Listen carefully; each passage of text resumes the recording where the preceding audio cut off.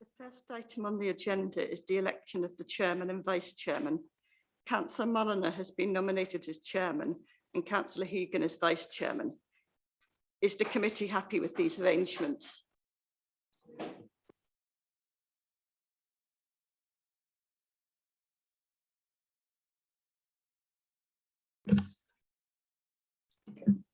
Well, good evening, everyone, and welcome to this first meeting of the new Policy Scrutiny Committee.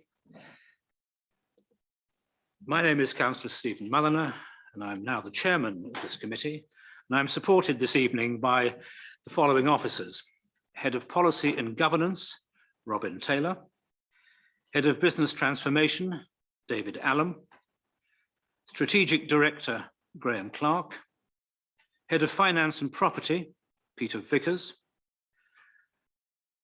Principal Planning Officer Policy, Marissa Nash; Human Resources Manager, Sally Kipping; Corporate Policy Manager, Louise Norrie; the Scrutiny Officer, Mark Mills, on my left; and the Policy and Performance Officer, Nora Copping; the Democratic Services Officer, Georgina Hall, on my right.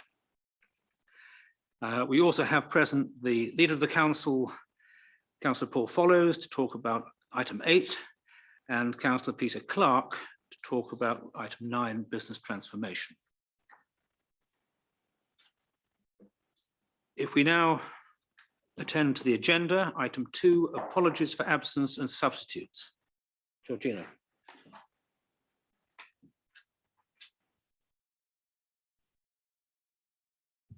None received. None received. Thank you very much. Are there any declarations of interest declared beforehand or now?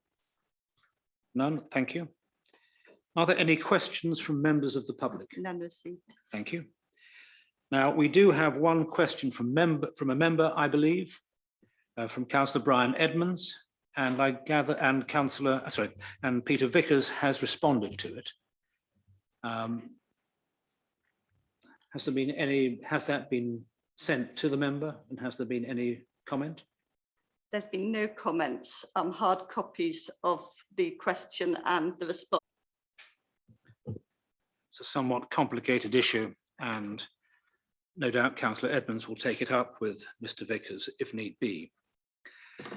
Now, members, with your permission, we will actually move item 6, the committee work programme, until after item 9, for the reason that it seems impractical to consider the work programme until we've heard some of the more substantive issues which are affecting the council at the moment.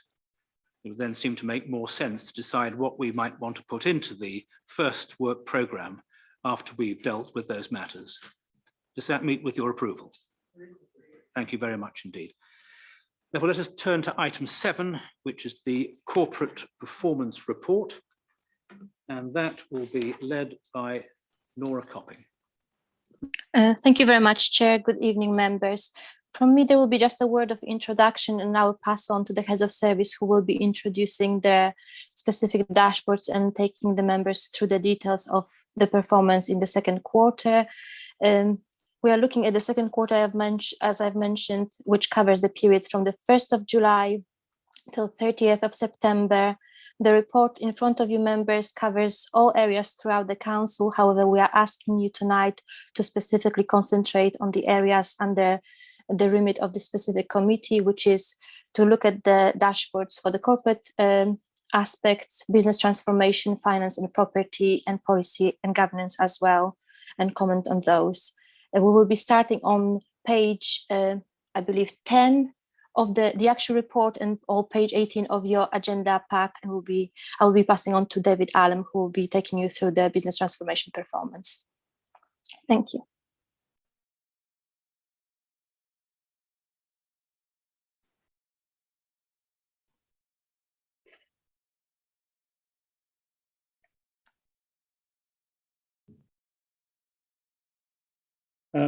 Evening, everyone. Are you ready for me to carry on, Chair?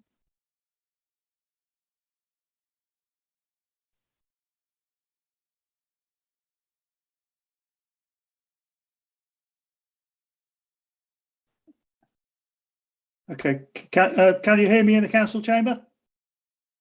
Right, I'll carry on then. Okay, just a few things to highlight from the business transformation quarterly report. Obviously, we've got a more detailed agenda item coming up later.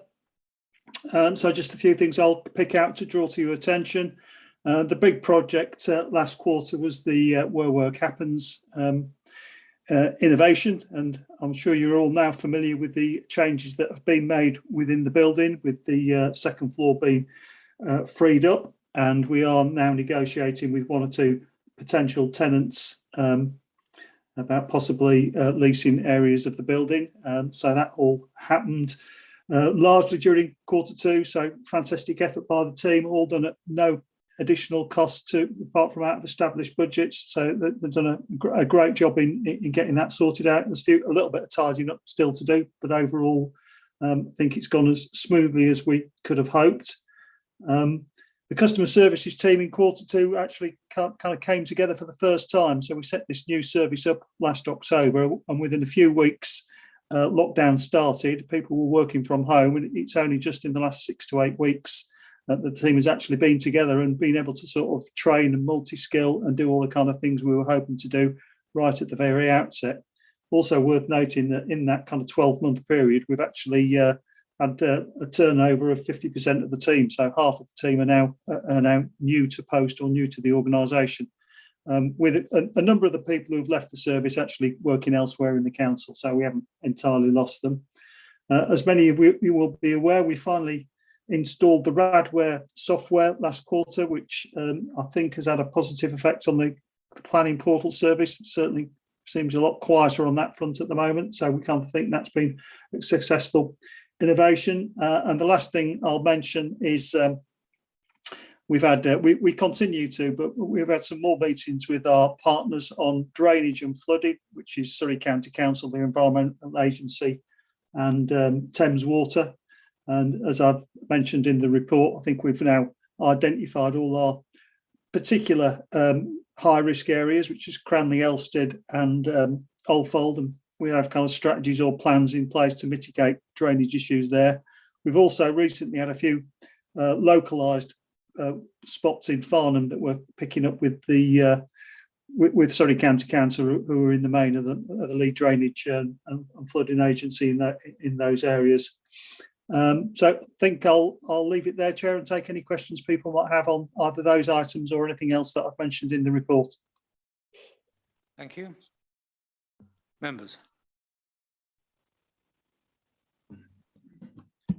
Thank you, Mr. Chairman. I wonder if Mr. Allen could comment on his on page 10 of the report. You mentioned the Radware technology and improvements there. You talk about the Citrix migration process. New servers have now been ordered. When are we going to get resolution of that particular area? You mentioned the Horizon system is settling down, but when are we going to get to a point where everything is okay with the IT and planning? And then just over the page, on page 12 of the report, or page 26, as it's also numbered here, could you comment, please, on the where you talk about the relevant service manager comprehensive review of the building control operating model and structures? That's off track and in hand, but I wonder if you could comment rather more on that for the committee. Thank you. Thank you. Yeah, the building control review is essentially complete. Actually, we just haven't realised the savings, so that's why it's off track. But so we need to have some discussions with the building control team about the savings balance, which is kind of short of the target at the moment, as we've kind of recognised in the report later on in the agenda. The Horizon system, obviously a line of business system, it's been an absolutely massive exercise, and it continues to kind of present issues for some members of the team, other members of the team getting on with it much better. We are now at the point where we're getting very close to moving into a kind of paid relationship with Horizon. So far that hasn't been the case, but things are sufficiently developed and sufficiently stable for us to start thinking about that. We haven't made a final decision on it yet, but there'll come a point where we need to start paying for the system on an annual basis, which so far we haven't done. And what was the first? I missed the first part of your question, Councillor. Yes, it's really a further comment on the Citrix migration process. And again, new servers ordered. When are we going to see that settling? I hear your comments earlier. That we tend to hear the same thing every time. It's the good news is just around the corner, and every time then can we get to the next quarter and it's still just around the corner. When does that corner finally become a nice straight road that we don't have to worry about going around corners with yet more problems?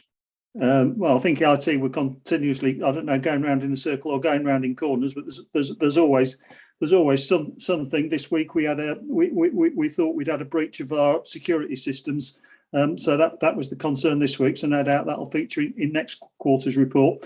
The Citrix migration is now completed.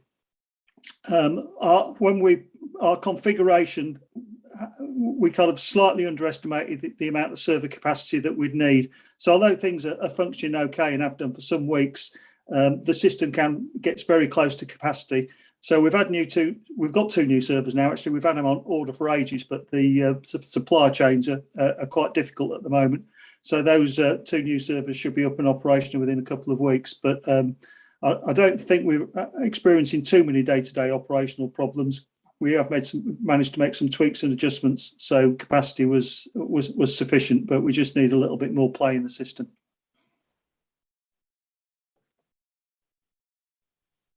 Thank you, Chair. Good evening, Mr. Allen. This is Councillor Hess from Farnham. You mentioned the localised flooding issues in the Farnham area, and I think one of them you're aware of is the Mead Lane culvert backup issue, which seems to be rather difficult to resolve because of Thames Water and the Environment Agency and the estate owner not cooperating to get that cleared. Could you give us a quick update, because I'm being chased by residents quite strongly. In fact, I've got a site visit on Sunday morning to look at that culvert because I've been called on. Could you just give me a quick update on that, please? I'm afraid that the Mead Lane site is not one within the business transformation team's remit because it's on housing land. So our colleagues in housing have been dealing with that. All we've done is work with the Environmental Agency to make sure that they get these outlets cleared that they need to do. But the substantive work on that is being led by the housing team, I'm afraid. So I'm not up to date on that completely. Yeah, Annie. Thank you, Chairman. We can provide a written update to Councillor Hess about that and the current state of play. We're waiting for consultants and legal advice on it at the moment. So I can put that in writing to him. Thank you very much. Are there any more questions to Mr. My question was to do with the draft of the customer services strategy, including policy, service standards and performance measures. That sounds like a fairly significant piece of work. I note that it's going to be revised into January, but is there an opportunity for us to maybe have an early sight of that? So yeah, the customer service strategy is actually available in draft form. So I've been talking to the deputy leader about that. We have done this slightly back to front, to be honest, because the financial imperative was on us last year to roll out the customer service centre and get the savings that we needed to meet our targets for last year. That kind of meant that we did the work before we did the strategy, or we did them concurrently, which isn't the ideal way of doing it. So we've kind of actually already implemented what we've put in the strategy without the strategy have been finally signed off. So it's Councillor Clark and I have been discussing how to move that forward, but it is available in draft form should the committee wish to see it.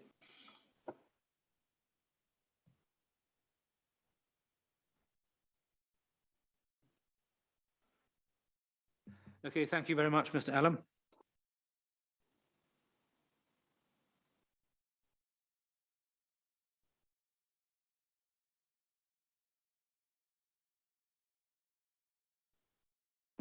Mr. Vickers. Thank you, Chair. So I'll just walk through the key aspects of what's been happening in my own portfolio over the last quarter. So the frontline services first, which are housing benefit, council tax, business rate collection. So the housing benefits, they've been busy for the last quarter, but they've been quite effective, really effective in what they're doing, but they are coping in their capacity. So there's no concerns to report in that area. They're within their PIs. Considering the amount of pressure they've been under, it's quite an achievement.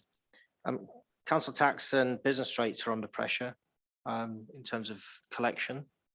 It's no surprise there, considering where we're at in the pandemic at the moment. Not so much council tax, but business rates is a concern in terms of collecting the liability out there at the moment. So we're working in the team to boost our recovery process to pick up that number. You can see in the key performance there, it's sliding back a bit. It's in the red. So the underlying issue there is that businesses in the borough are small businesses, and that most of them, of those 2/3, fell within the hospitality retail criteria that the government gave relief to in the last year and a half. So they weren't actually in the ratings. They didn't actually come back into liability until the end of June, which meant that they'd had a year and a bit of not paying business rates. And also, these are the businesses that are under financial pressure through the series of lockdowns that we've had. So cash is a key issue to them, and obviously payment has to be a priority of who's pushing the most.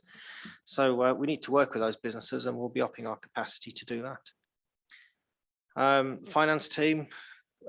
Sorry, could I stop you there? And sure. For some more clarity on this issue. Yeah. If you look back at Q2 for 2021, yeah, the collection figure is 48.4%. Yeah. Now, are we talking that the businesses with the same businesses getting relief then as now, and therefore with the same businesses which were not getting relief in the same boat as they are now? And are you really, and were you actually just leaving out of the calculation all those businesses which had been granted relief from paying business rates? No, the calculation is quite straightforward. It's just the amount of liability issued, as in billed in year, compared to what's been collected against that. That's the measure. It's not the physical number of businesses that affects that. Okay, so just if you clarify, if a business is given 100% relief from Yeah. business rates, it simply does not come into the calculation. It doesn't feature because there's nothing to collect. This is about the collection of the liability that people owe the council in terms of business rates. And are we also clear that the relief which was given is still in place for the same businesses at the moment, or at the end of Q2? Actually, it fell away end of Q1, end of June. So is part of the reason for the deterioration from 48.4 to 43.5 the impact on those businesses which are now expected to pay but were not before? Yes, so that's the issue. We issued liability to those businesses that weren't in ratings during the first quarter.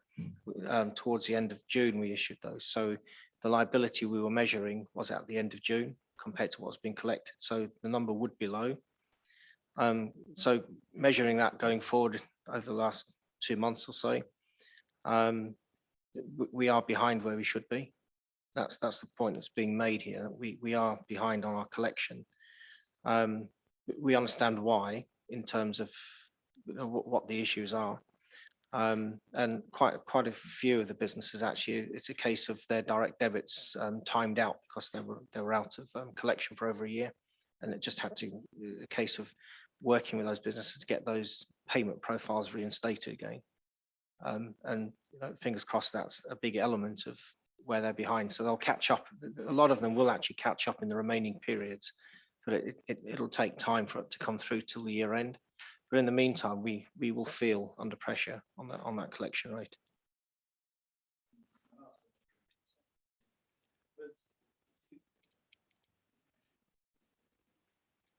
Mr. Chairman, could you put your mic on? We can't hear you. I'm so sorry. Although it's a Q2 figure, Are we clear that this actually refers to notices issued at the end of Q1 of our council year, the end of June? Sorry, 2/3 of businesses came into liability again during June. Their liability started again as at the end of June, so we issued bills to coincide with that. Thank you very, very much. Okay. Mr. Chairman, whilst we're on that subject, could I just ask another question concerning that? How much is what do you expect now for the year, and what will be the full year impact? How much revenue will be lost, or how much business rates or non-domestic rates will not be collected? What's the amount of money?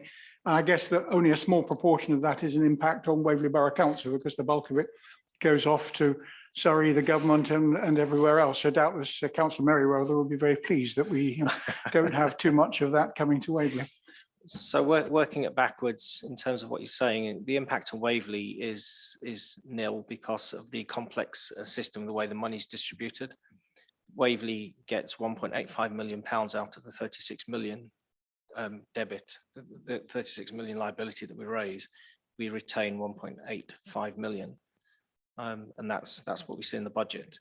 There's a system of safety net system that if we fall below 7.5% of that liability, then within the tariff process that sits there, that gets topped up by government. So we don't physically lose out on 1.8 million, regardless of what we physically collect, ultimately. Thank you. Thank you. Over to you again, Peter. Sorry, Councillor Howard. Thank you. Just one other question on that point was this talk of 1 in 5 companies being zombie companies, and quite a lot will not make it through to next year. So are you looking at that in terms of the budget moving forward and forecasting the impact or tracking that? Not in respect of business rates. Business rates we bill based on the businesses in existence at the end of March, effectively, when we raise the bills.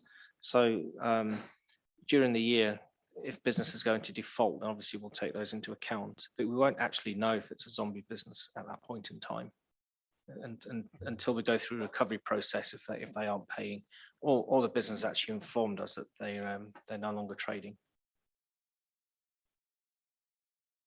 Good, thank you.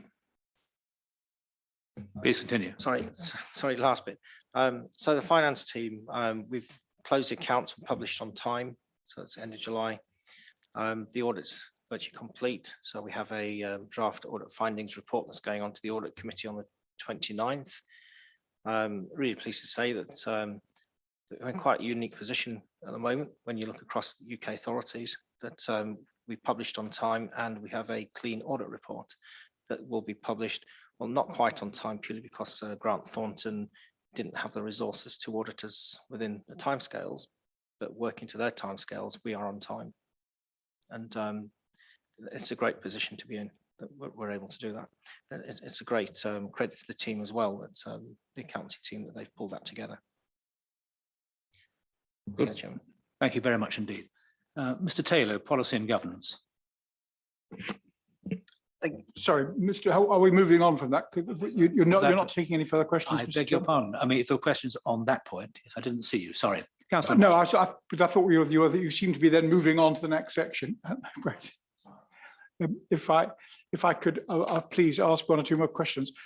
Firstly, could we please ask Mr. Vickers to cover the corporate dashboards? I mean, the pages sort of 4 to 9, which is the overall position.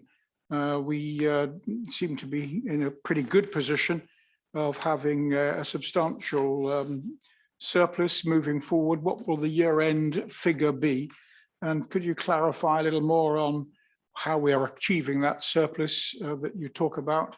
You say it's going to get more difficult in quarters 3 and 4, and of course we're still reliant on some government aid, but this is quite a sharp turnaround from the picture that we were seeing when we were setting the budget. And just wondered, Mr. Chairman, if we could have more detail on that, please. Sure, Chairman. We could say we had a fairly good crystal ball at the time, but I wouldn't quite trade on that one, to be fair.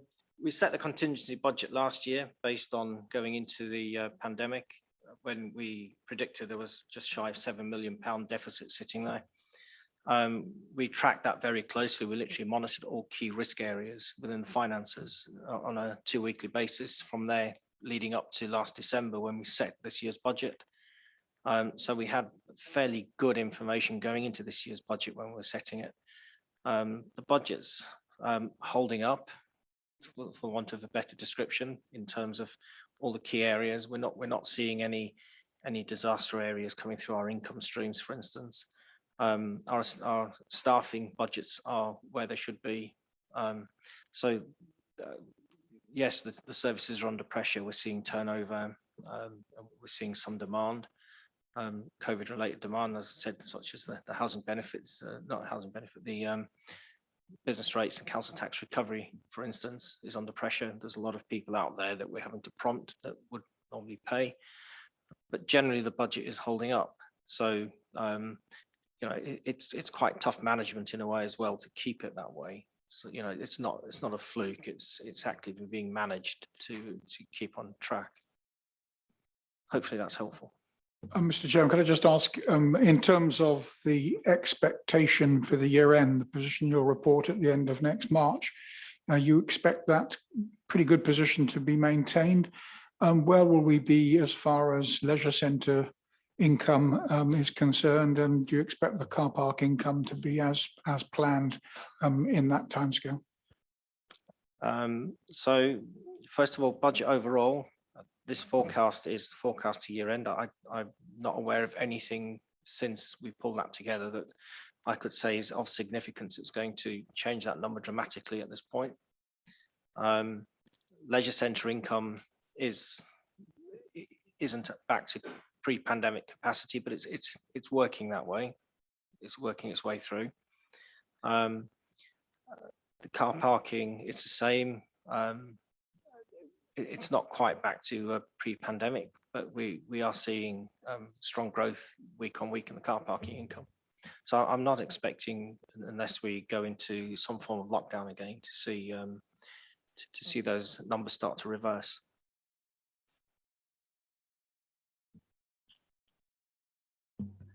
As you slightly anticipated, I was going to finish with this, but as Mr. Vickers is in the chair, so to speak, for this, I'll add my own question here. A small comment on presentation and one rather larger comment. When we look at page 22, which shows the approved budget figure on the left and the variance in the column to the right of it, could we have that changed from variance to forecast outturn? Because I think what we've established is that is what you expect the end of year position to be. I think we've had the discussion in the past whether a current picture would be useful as well, but I think the answer was that with some of the services, the income and the expenditure don't actually match, so you might get some slightly strange differences depending on which particular time of year.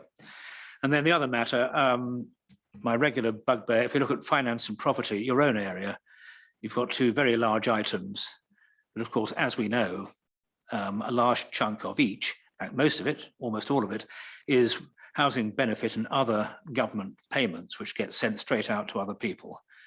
I repeat my plea that we actually strip those flow-through items out so we can see what this council is doing with its own money, if you like. Yes, Chairman, I'll take that back. Thank you. Are there any other questions on this overall budget update? Mr. Chairman, could I just mention also page 16 of the report, or page 30 of the committee papers? Just say that the rate of return at 0.52% in terms of the Treasury management performance looks to be pretty good. And these are tough times, and it used to be so much higher, but it's very good to see that we're still maintaining what I think looks to be a very good position. I'd just like to say, well done. It looks to be, I don't know quite how you do it, but well done.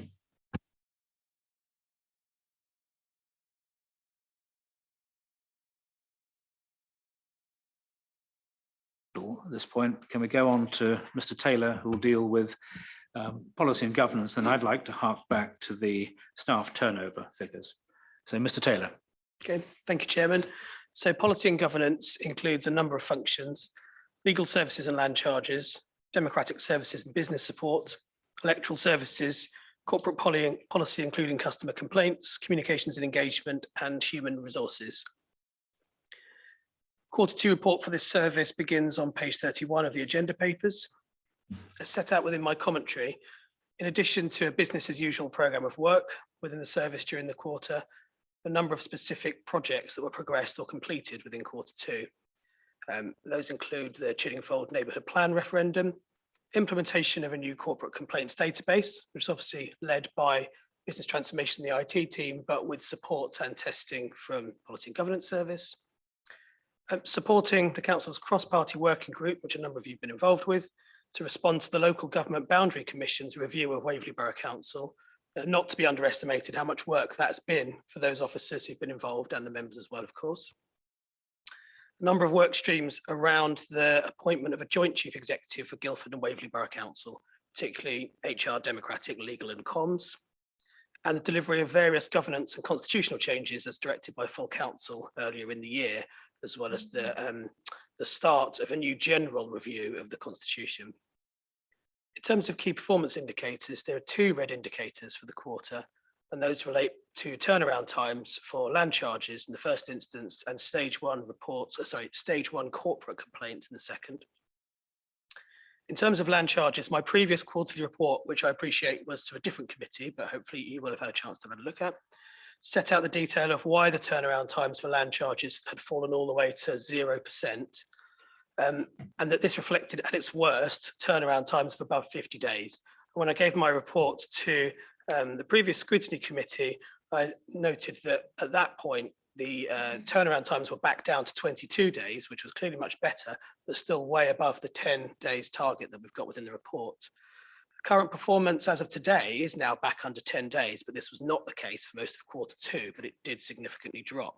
So by the end of September, we were back to target, but clearly the cumulative effect for the quarter was already gone. And so it's a big step to go from 0% to 15%, but I'm hoping that the big change, as Councillor Martin said, it's just around the corner, and that hopefully in the next performance report, you will see that show up. Certainly, I expected, because we are now back on target for that service. So it's been a very difficult time for the land charges team for a number of reasons, and I'm happy to go through this if you wish. Just two more comments from me. In terms of corporate complaints, we have seen improvements, but the performance indicator in terms of stage one complaints does remain in the red. You'll have seen in section 3.5 of the report on page 20 of your papers that the most challenging areas have been environment, finance, property and planning and economic development services. And obviously we've taken account of that in terms of what we're trying to do to tackle it. So the implementation of a new low-code database system, as I said, coupled with planned introduction of additional complaints administrators in those services, particularly where we are struggling, is intended to support the council to deal with its complaints in a more timely way in future. So even though this is a performance indicator which we have for a long time consistently failed to meet, we are continuing to try and do so. So I do hope to see more timely performance being reported in the future. Thank you, Chairman. Thank you. Are there any questions from members on that part of Mr. Taylor's report?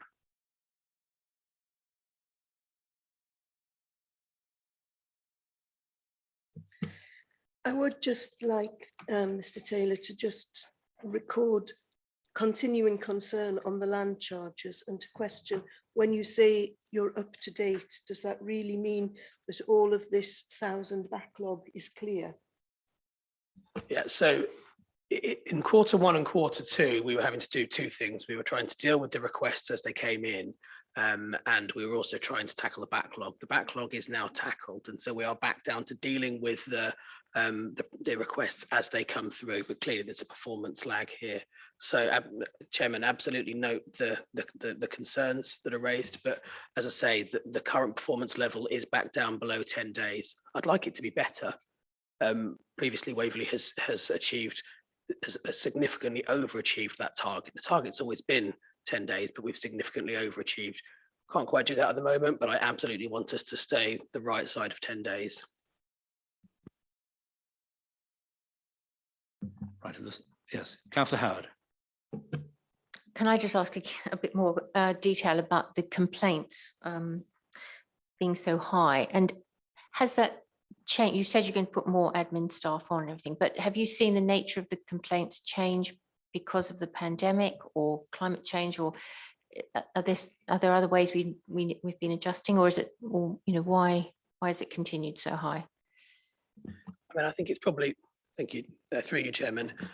I think it's probably fair to say that the nature of our services will always lead to a certain amount of complaints, and actually the three services I listed, it's not necessarily that those those services are performing worse than other services, but they just attract complaints. So we need to be able to turn those around because there's a greater volume of complaints that comes in.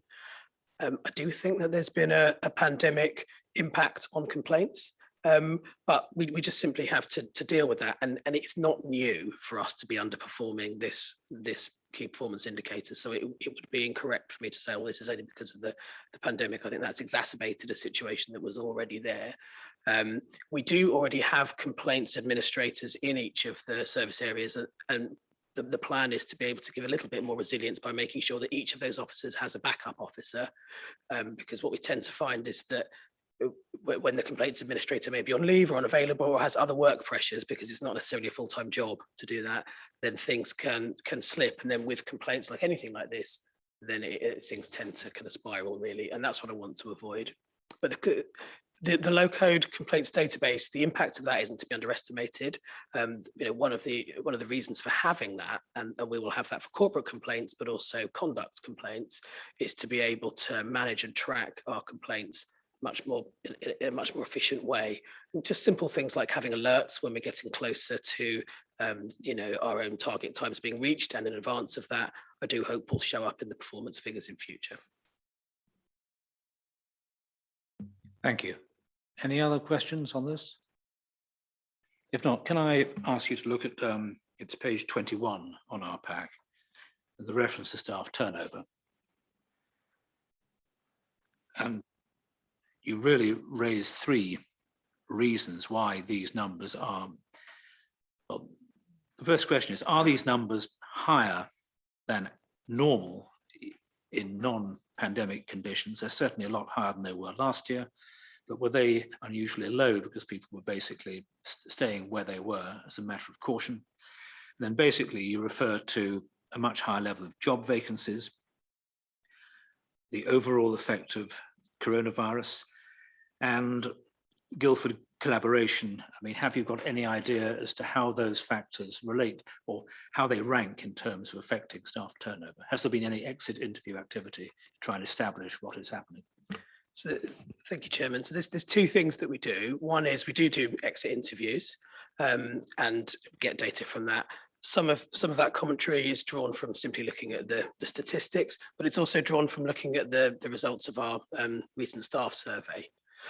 I think it's absolutely correct that during the pandemic, because of the nature of the work done by this council, you had an effect where people didn't move, and now there's a bit of a release of that pent-up demand, and people are going, and the employment market is buoyant, and so you see all of that coming through into the figures, certainly. And in terms of the level of staff, I mean, are these relatively junior staff who are most of the ones making moves? I'd have to come back to. I can provide a written answer to you if that's okay, because I don't have that information on my fingertips. We do have that information, but I don't have it with me at the moment. Yes, if you could, please. Thank you. Any other questions? Yes. Just one query. Statutory agencies and partner agencies are going through the same thing in staffing levels as we are. Has this affected the speed with which we can do things?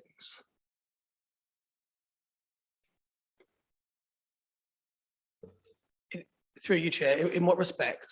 In that, is it slower to get information? Is it slower to get advice? Because I know that certain parts of the planning situation, it's very hard and it takes a long time to get the advice from statutory agencies. I wondered if this was across the board. Chairman, I'm happy to give my own observations. Other colleagues in the room may, likely to have their own observations as well.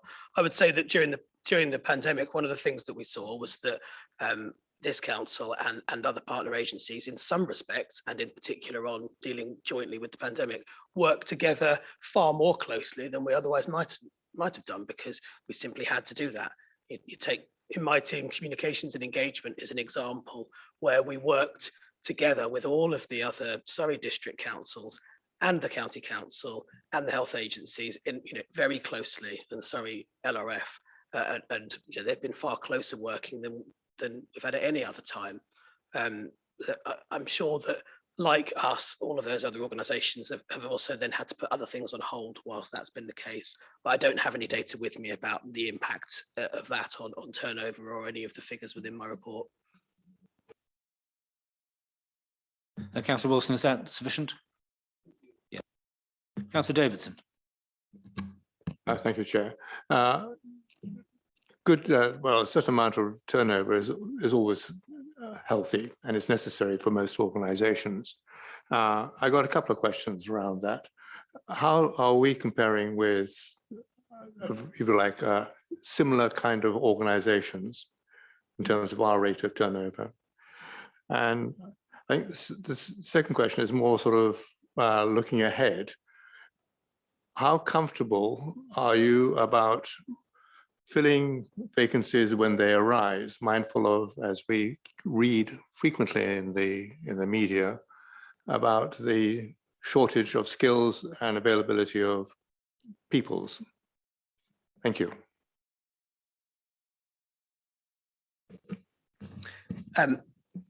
I think in terms of the comparison with other authorities, we're not an outlier. This is something which is being experienced in other similar authorities.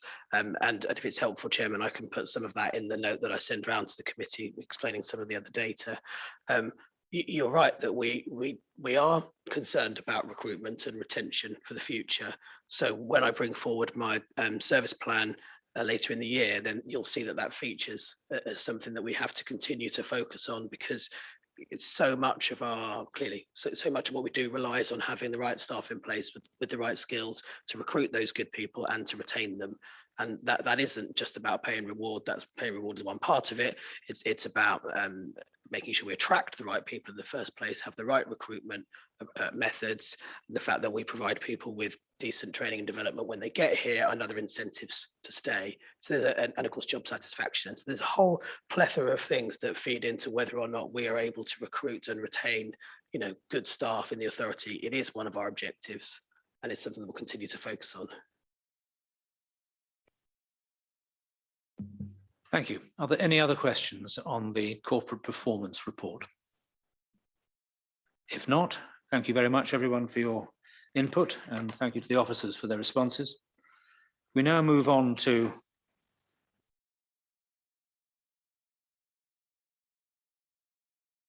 corporate strategy, and that's going to be presented on this occasion by the leader, Councillor Follows.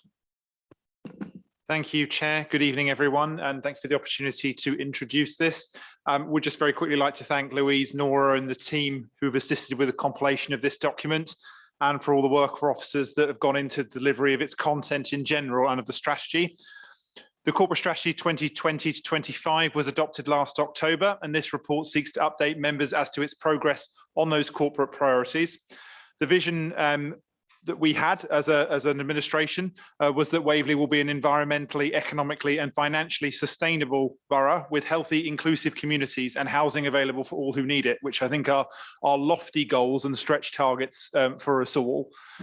The economic and societal impacts from COVID-19 are definitely still unfolding, and many of these will join the growing list of structural and even existential challenges to councils across the UK, which of course includes the continued threat posed by central government cuts in general. Now, Councillor Clark and I have been very keen for each executive member to take full and appropriate ownership of their sections of the report, which they've drafted themselves, with officers assisting, but particularly on the action points. They have defined their key priorities for their areas for the next 18 months, and I want to thank them all for their work and contributions to this document.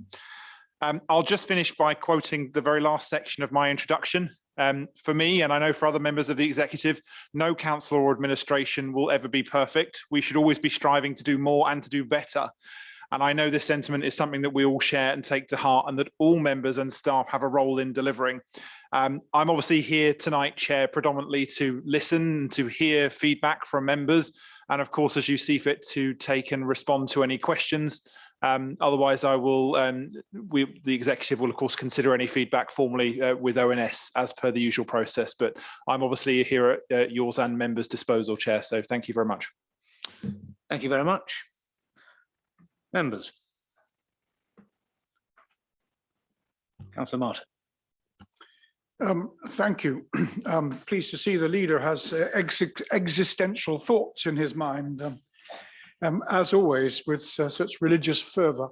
If I can, I've got several points that I'd like to make. Firstly, on page 69, under the finance and assets and commercial services, at the very bottom of the page, we talk about we will be adopting SIPFA's financial management code in 2021-22. I just wonder why we haven't adopted that code in the past, is my first question. I will have to defer to Peter Vickers on this one. I think there is a good reason, though, from what I remember. Yes, Mr. Vickers, can you help us? Certainly, Chair. It's a new code that's come out from SIPFA literally recently. This is a trial year. It's mandatory as of next financial year. Thank you. Thank you. My next question, Mr. Chairman, is on page 70. The talk in terms of the business transformation programme. There's a £1 million saving identified, and savings of 590k been achieved in year one.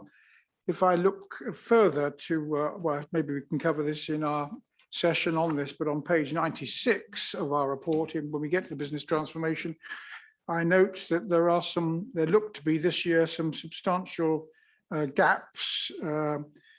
By way, the planning review is expecting to provide £100,000 worth of savings in 2021-22, which don't appear to be now forecasted. And I see in the customer services program for 21-22, there is 120,000 of savings to be expected this year. So that is 220, £250,000 worth of savings that don't appear to be materializing. Just wonder whether we could. Well, I think we're going to have an opportunity to go into this in some detail. It's an important question. Okay, we're fine that we can, but I mean the leader may wish to make a comment in relation to this particular document. Certainly happy to, Chair. My understanding is with a number of the business transformation elements, there is a time frame where the savings are actually realised. I think David Allen will go into that in more detail in the next section, but a lot of the work has been done at this point, with the savings due to be realised slightly later on down the line. I don't think we account for them until they've actually been realised, but they are due, as far as I understand the finances. Yeah, I'm sure we can deal with that later, Mr. Chairman. Yes, thank you. On page 73, there's a reference to Enterprise M3. I just wonder whether the leader might comment on our relationship with Enterprise M3 and whether we're getting value for money out of them.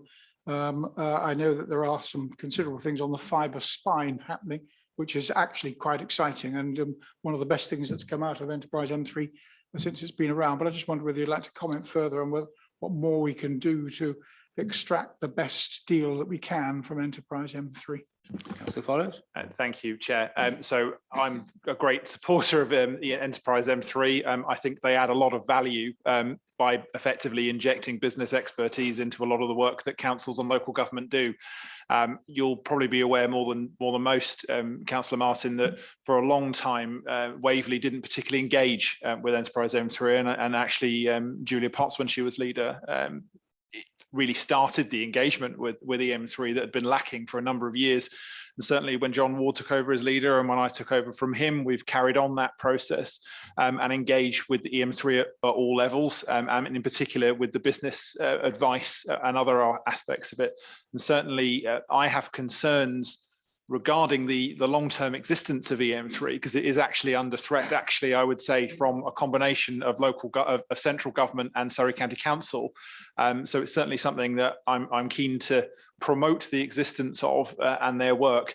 Certainly in regards to things like enterprise, so the fibre spine project, that is absolutely, I think, fundamental to certain elements of business growth within areas like Waverley, particularly in rural communities that are somewhat separate from some of the core infrastructure provision. The fibre spine project, if it comes to fruition, will enable significantly faster connectivity, and in particularly areas such as Whitley and Milford, Elstead, and also Cranley, areas which traditional telecommunications infrastructure has not particularly well served so far. That should really help both residents and businesses alike. So it's something that we're keen to stay involved with. I think the other point I just very quickly highlight is that our collaboration with Guildford makes us a slightly bigger player between the two of us. Obviously, our geographical closeness with Guildford means that a lot of things that benefit Guildford benefit us and vice versa. And it's something that we're keen to leverage going forward with the LEP.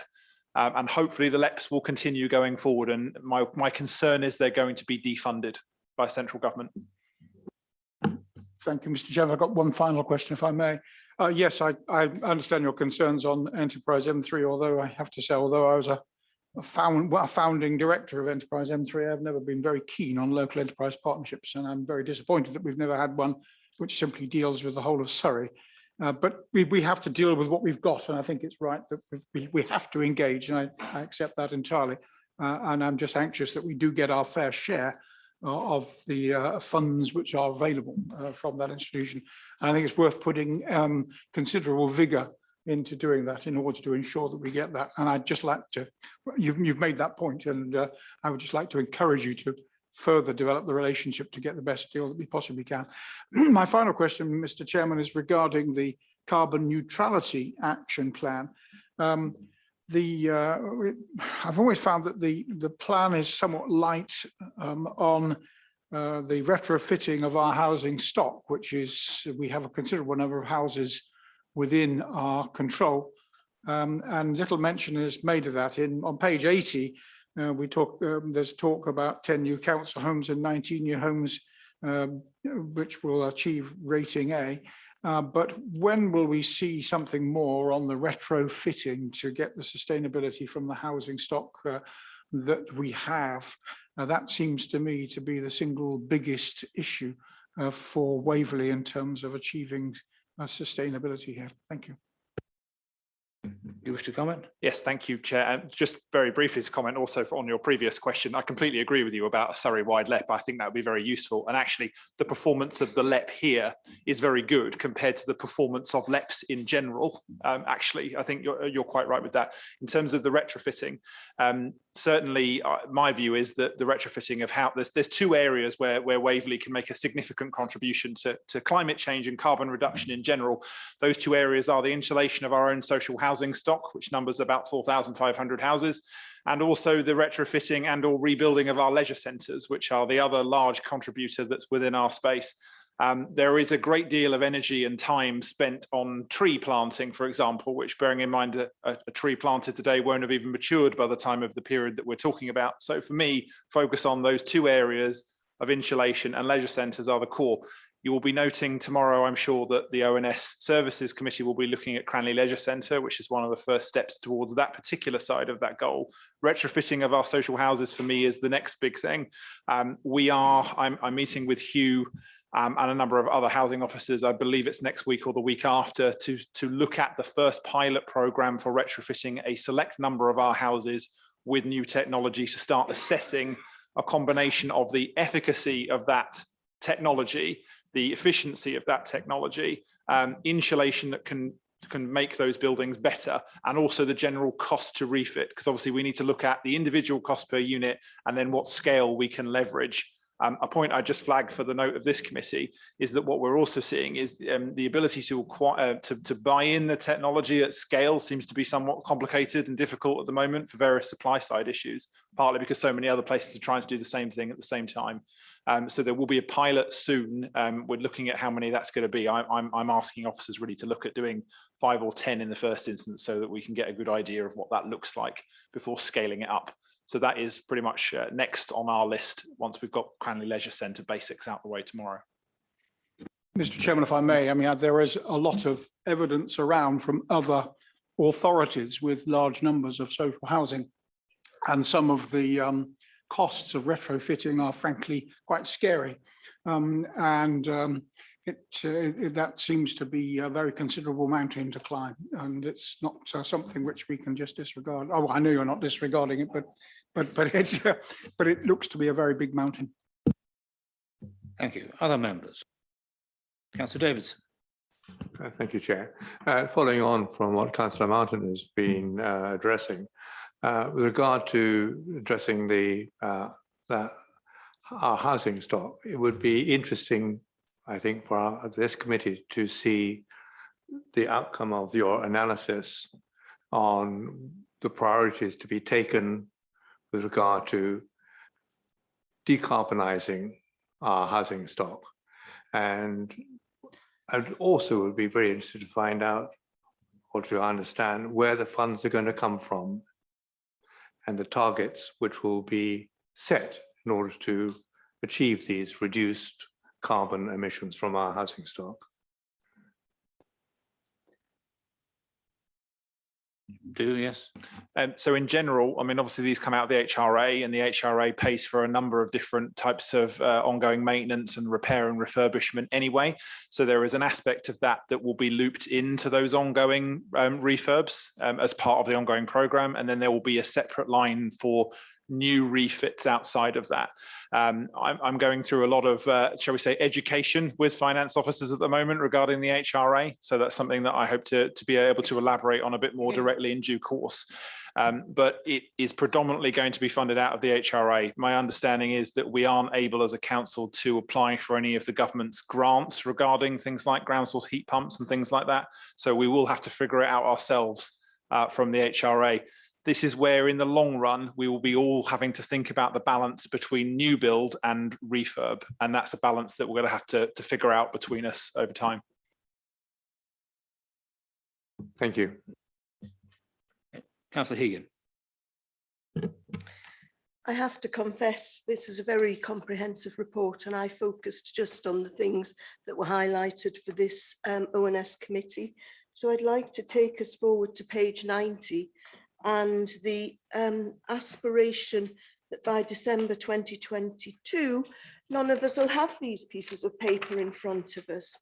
Now, I have to confess, I thoroughly approve the principle, and I tried to start the practice, but I have been defeated due to my basic lack of computing skills. I don't know how to go through a 400 or 500 page document online and tab the pages and highlight things. So that if this is a serious aspiration, please don't underestimate the low base at which you're going to have to start to develop those skills. And I think getting the skills, getting people comfortable with the skills is the only way to get buy-in to what is actually a very controversial measure. I'd be happy to be involved as a guinea pig because I genuinely want to learn, but I don't underestimate the challenge. And then on to page 91, the wellbeing initiatives and all of the work on where work happens and that particular project. I think I was very interested in Sally Kipping's paper that came out for yesterday's debrief. But I think that there's a more fundamental issue underlying it in terms of looking at the belt and braces of health and safety. There's quite a lot of theory out there about how you long-term support people working from home in terms of health and safety, just even down to the basics of electrical regulation, pat testing, the things that are in their homes we're effectively adopting as our equipment. So I would hope that there's a belt and braces approach to that that underlies this project as well. Thank Yes, you, Chair. please I can- comment. I can take both of those. I'll take the second one first, though, in this case. Certainly, this is something I'm also having to deal with in my day job. Once you transition people from being predominantly office workers to predominantly home workers, you've got to look at which legislation and health and safety regulation starts to apply to the individual in the home. So you're looking, as you say, at things like PAT testing, DSE particularly, I think is the one that it will impact many. That is something that I believe, and I'll look to Annie if I'm misleading anybody here, but broadly speaking, we're looking for a combination of practical experience, looking what's changing and making sense for people as we move forward. Which types of employees will be working from home, and then also looking at what in the HSE regulation actually changes in law over the course of the next year or so.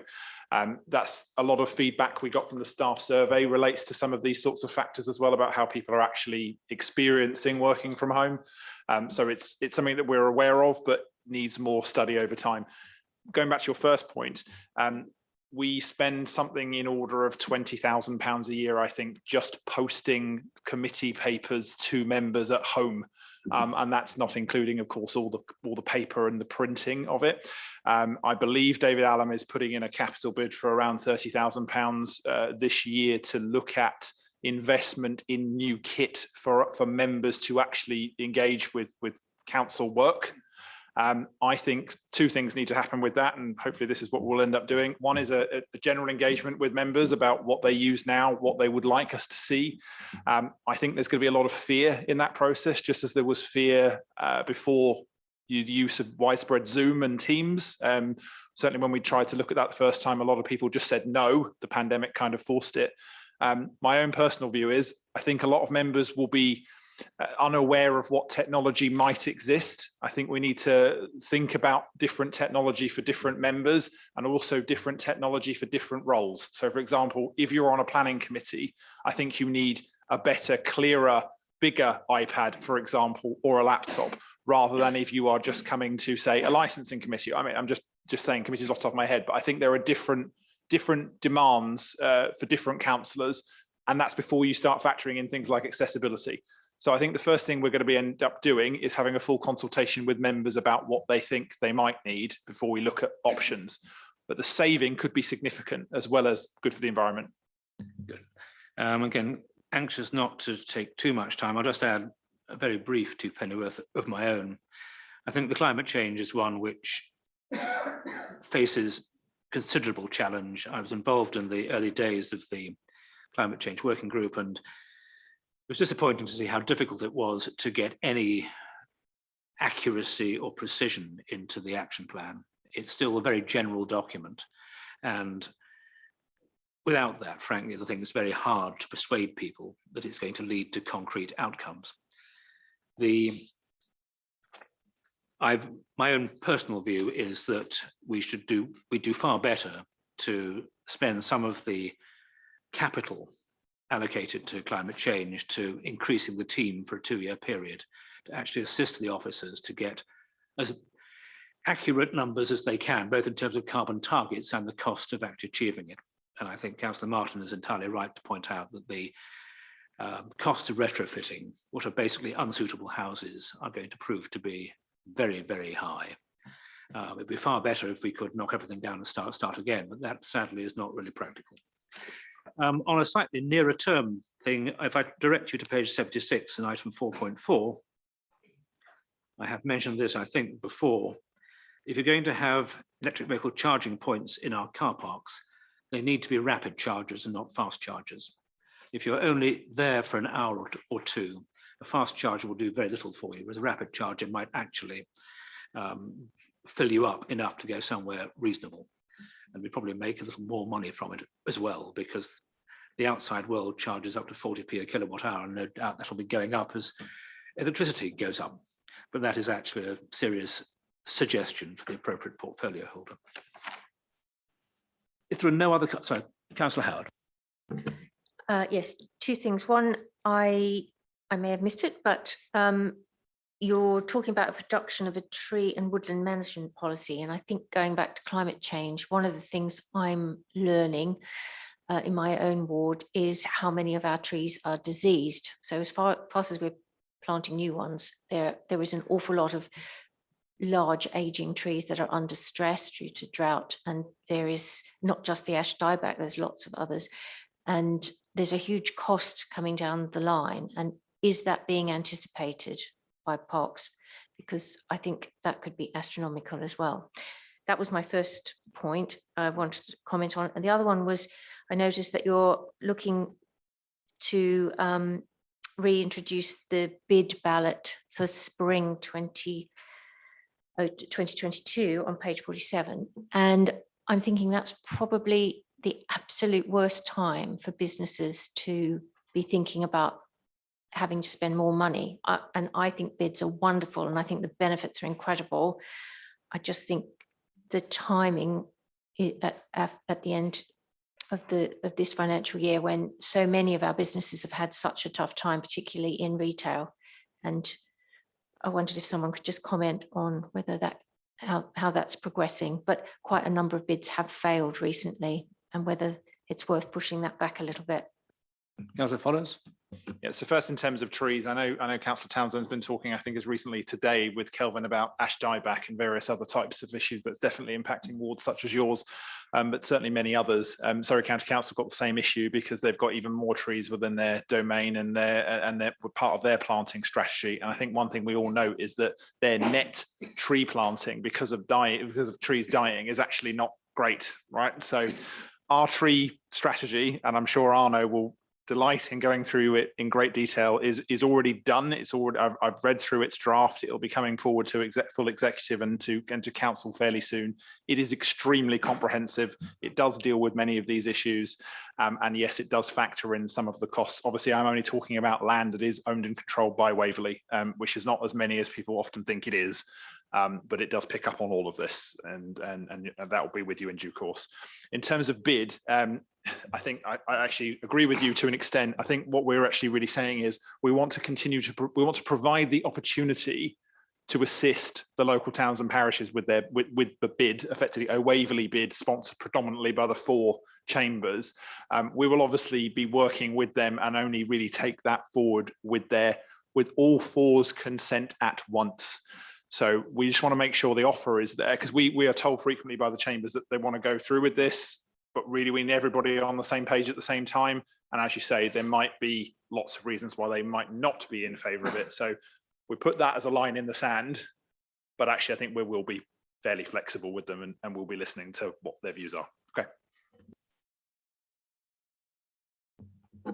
Thank you, Mr. Chairman. Could I just add my voice to that of Councillor Hegan in terms of paper? I have long heard throughout my career in the IT industry that paper is finished and printers will be gone. My little printer at home still chatters away, printing out town council documents now, which would used to be provided for me. I find it very difficult to work through a 100-page document online. And my preparation for such meetings of a 100-page document using online only I find extraordinarily difficult. And therefore I have to say that this constant urge that we just simply drop paper and we stare at screens all the time is something that I don't support and I never will. Thank you. Thank you. Graham Clark has been keen to contribute, so.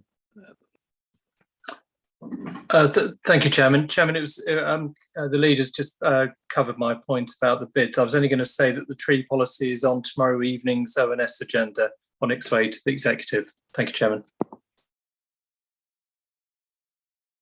Does anyone else on the committee wish to ask a question about the progress report? If not, we'll move on to the next item on the agenda, which is number 9, the Business Transformation Programme. I gather that Mr. Clark Councillor Clark would like to say a few words before David Allen takes over. Councillor Clark. Yes, thank you, Chair. In my short introduction, I'm going to be thanking 1 or 2 people, but I'd like to start by thanking Democratic Services for placing me directly beside the open window.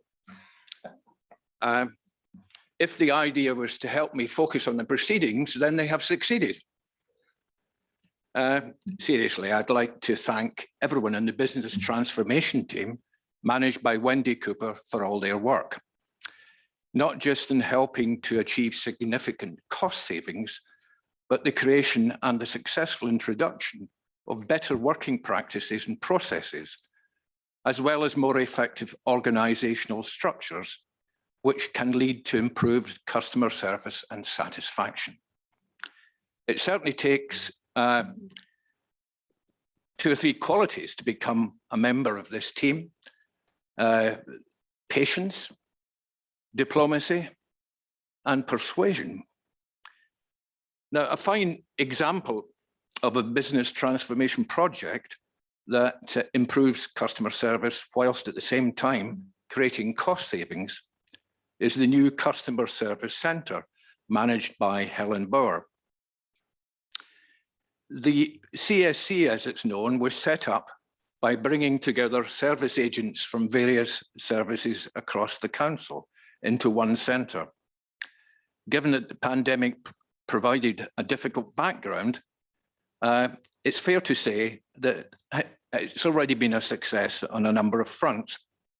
The highlights for me are the high 85% of calls dealt with at first point of contact. And of course, the delivered cashable savings achieved so far of £170,000, with another 120 or 130 in the pipeline. The timing of the Customer Service Centre couldn't have been better, given the huge surge we have seen in demand, with 93,000 calls in a 10-month period ending September of this year. There are, of course, challenges, and the main one being to reduce the abandonment rates, which are as a direct result of increased demand. This can be partly resolved by reducing the number of calls we received about missed bin collections. I'm glad to report that the customer services team are now working within the boroughs once more and can get on with further cross-training, which of course was proving very difficult whilst working at home. Now, finally, looking forward, both the BT1 and the BT2 programmes will continue. But as collaboration with Guildford gets underway, we will be identifying further opportunities to make savings. Once members of the new senior management team across both boroughs have been appointed, they will be tasked to identify these collaboration opportunities. It's worth noting that Guildford does not have a business transformation team in place. So we expect the Waverley team to be very much in the thick of it. Thank you, Chair. Thank you. Mr. Allen. Thank you, Chair. Thank you, Councillor Clark, for those kind words. Yeah, just in front of you tonight, you've got 3 papers, an introductory paper, which I'll go through very briefly in a moment, and a couple of attachments, one concentrating on the numbers and one giving a bit more detail on the commentary. Our business transformation manager, Wendy Cooper, is on the call as well, and any questions about those 2 attachments, I will be directing to Wendy because she's more familiar with the content than I am. I think that the main headlines that I'm sure that you've noticed and I want to draw your attention to is the fact that we are on target to meet our original estimate of £1 million worth of savings. Now, some of those savings have already been realised and some of them are forecast, which is why there are sort of 2 different sets of numbers on the kind of appendix with the figures on it. So savings realised aren't always in line with the savings forecast, so there are some differentials in there. I've commented in the covering report as to where we've actually saved the money. Now, a very big chunk of it will come from the changes to the staff travel. That's on course to save us around £300,000, which is a very big piece of money by introducing that particular change. Most of the other savings come from reduced headcount, just having fewer officers doing things by way of automating services or some other such solution. And we've got further automation to come. Lots of it is on its way at the moment. So that will kind of be realised more significantly over the next 2 years. But because we've planned this well in advance and thought about what we were doing and thought about our staffing policies accordingly, we haven't had to make anybody compulsory redundant as a result of these changes, although we have made quite a bit of staff headcount reduction. We haven't actually had to make anybody compulsory redundant to date. But there was a little bit of discussion earlier about paper. One of the projects that we've got on there is the print, post and scanning review, which has again came in at over target. And yeah, our kind of paper consumption's down about 75% actually as a result of COVID and this particular exercise. So there's definitely a trend in that direction within the building at least. And as Councillor Clark says, we'll be expect to Guildford to have some sort of impact on the BT2, which is in its kind of embryonic stage, and we also will be shaping that according to what comes out of the kind of budget setting exercises that we'll be going through over the next few months. So I'll leave my introductory comments there, and we're very happy to take any questions, and I've got Wendy on the line to help me out with that. Thank you. If I could actually lead off and save other people who've probably got the same point. Thank you for the two tables. If we go to the one with the numbers, as you call it, I'd be very grateful if this could be looked at in the near future and a fresh version sent out, because I was scratching my head as to how to make sense of some of the totals, which I would imagine that savings realised is supposed to be those which have been in previous years and possibly in 21-22. But if you look at, for example, the first one, staff travel arrangements, that actually seems to have a target of 150, not 300, perhaps but with the latest forecast of 199. But you've got two figures, 11,000 odd in 2021 and 43 in 21-22, but a savings realised of 90, and I'm afraid I just don't understand how that can be said to be the correct total. Is there another figure which one should add in? And likewise, sorry, I can answer that one, I think. So our original target was 150,000. That's what we expected to get for this project, but we exceeded that because we're now forecasting 199.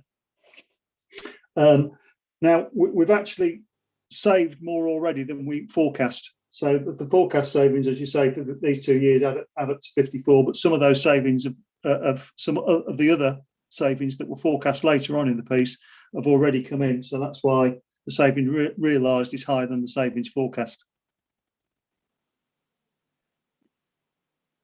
Before this table was sent out to the committee, someone went through it and made sure that, if you like, the totals made sense. So it sounds to me as though you've got to do an updated version of this. And are you saying that savings realised to date are actually 90,000? It's just that the contributing figures in the table above have not been updated? Not quite, because they're separate. So the figures above are what we originally forecast that we would save over the course of the 5 or 6 year period. We've actually exceeded what we forecast, which is why the savings realised, some achieved, is higher than what we forecast for the last 2 years. Well, despite the concern about paper, could I suggest that we actually have this on a slightly larger piece of paper, or 2 pieces of paper, and you actually have 2 columns for each heading, showing the original forecast and what has actually been achieved? Then I think we'd all understand what was happening better. So if that could be arranged, David, I think it would be extremely useful.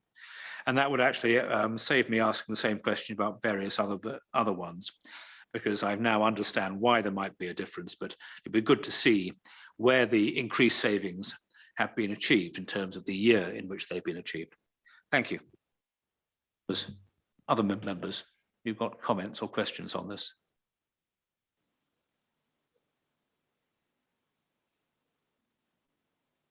Councillor Martin.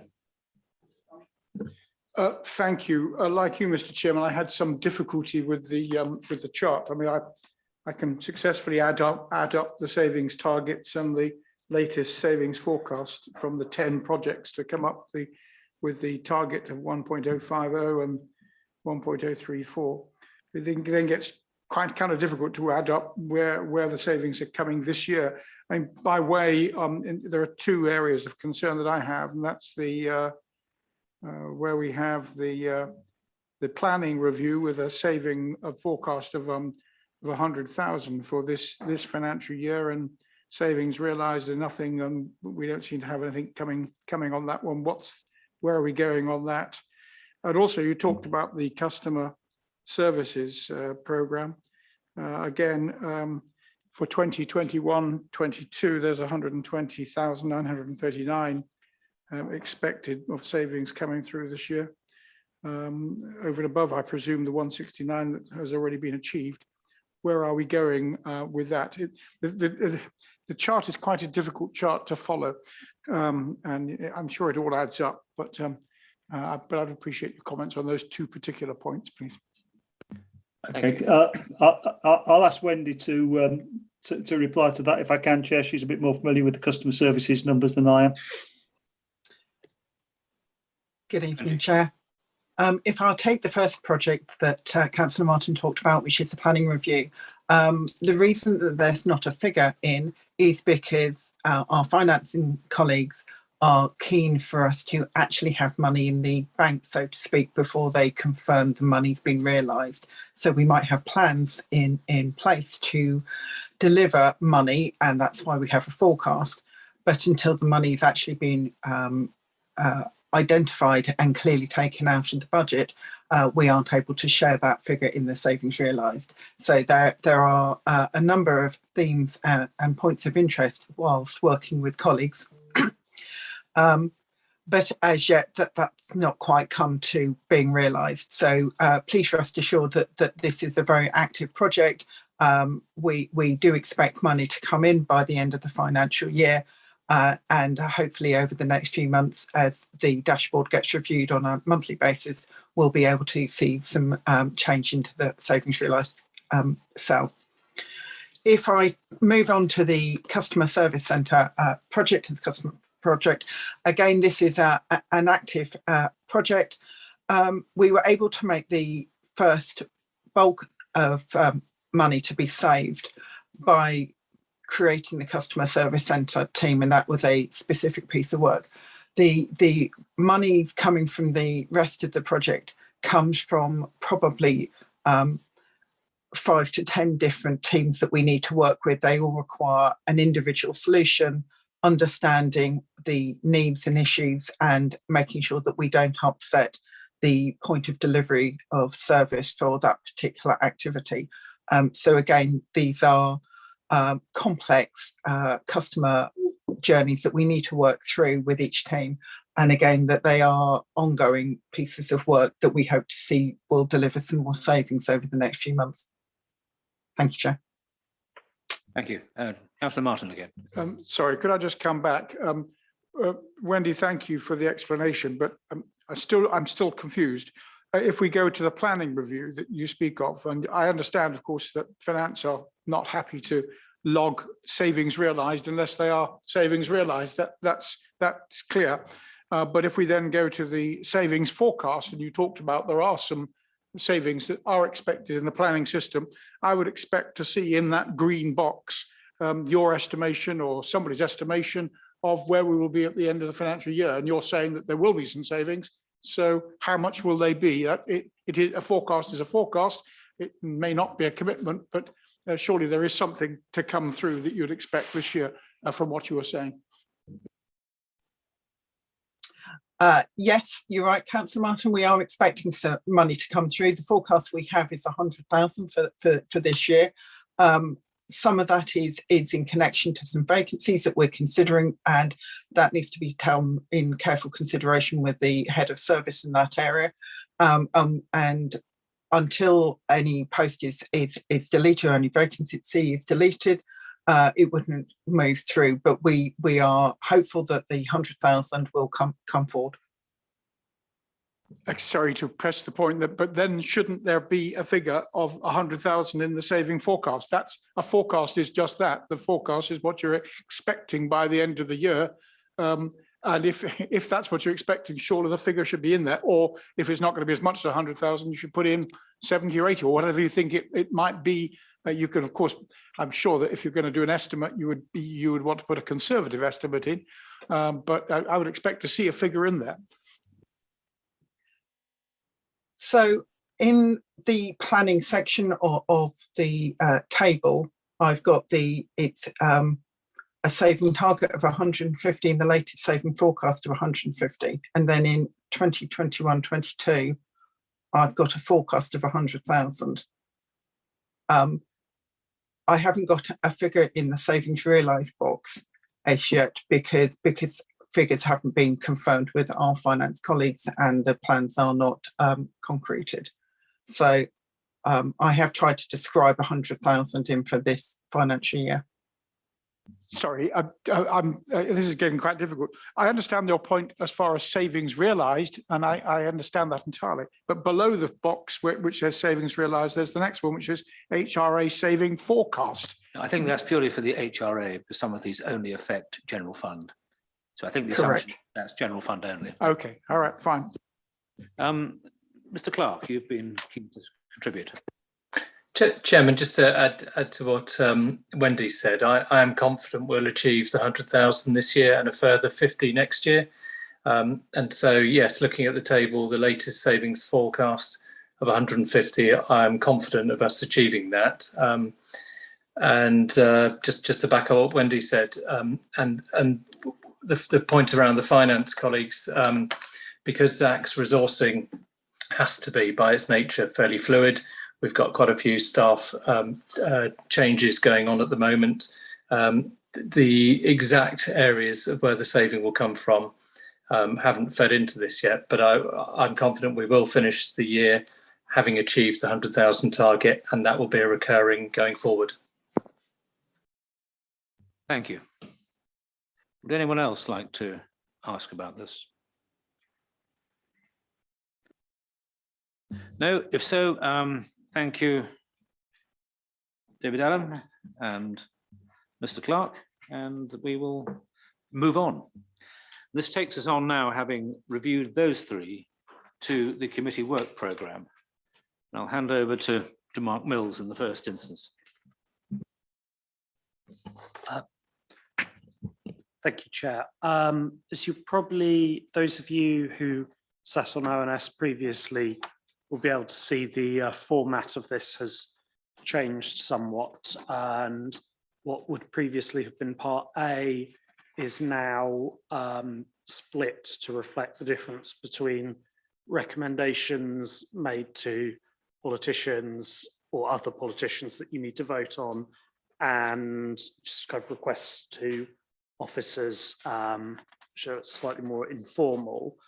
I've attempted as best I can to populate the upcoming items section, but obviously as this is your first meeting, the other sections will be blank until the next meeting. I think there are, and I'll just hand back for any discussion about anything else you would like to see added to the plan. It occurs to me, I have one substantive proposal. I think we've just spent quite a bit of time on the business transformation project, which is important to the council. And I would like to see that as an R4, another standing item. And I wonder whether members would find it useful to have the experience of this meeting and a chance to reflect on what they've heard on the progress report and business transformation to decide over the next 2 or 3 weeks, and we can do this by email discussion, what subjects they would like to see on future work programs. I think we're at 8:30 now, there's quite a bit more to get through, and I just wonder whether anyone's in the mood for going into detail about which particular subjects we should be looking at. I suspect as this is the first meeting, we can all be forgiven for not having many concrete thoughts on this. But if we can come to a conclusion by Christmas, and I say we'll do it by email, which I'll initiate, it might be possible for everyone to put their thinking caps on, decide if there are areas they are particularly concerned about. Does that meet with your approval? Mr. Chairman, that's fine. Thank you. Thank you. Right. We now move on to item 10, next year's budget and the medium-term financial strategy, and that will be led by Peter Vickers. Thank you, Chairman.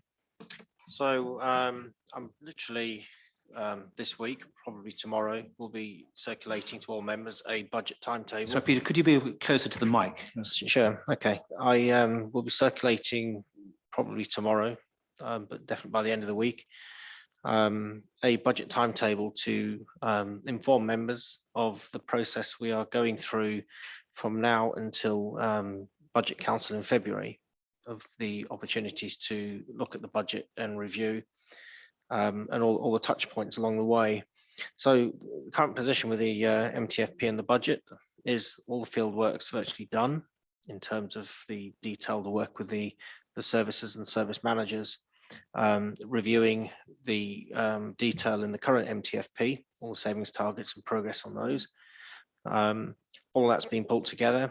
And literally over the next 3 weeks, the management team will be looking at the detail of that, understanding the messages and working out the way forward with what's in front of us. Executive then get to see it for the first time just before Christmas. And then in the first 2 weeks of January, we'll be firming that up. One of the big items that we are dependent on to some degree is understanding what will be in the finance settlement. And the key thing for that will be council tax referendum limits and any other changes that they'll bring through financially in terms of our budget. And that could be anything into the first week of January before we get that information. It tends to be later rather than earlier these days.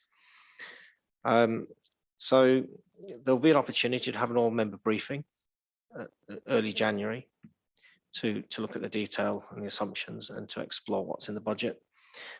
It'll certainly be coming through to ONS. It's earmarked at the moment for penciled in the 13th of January for publishing the report to ONS.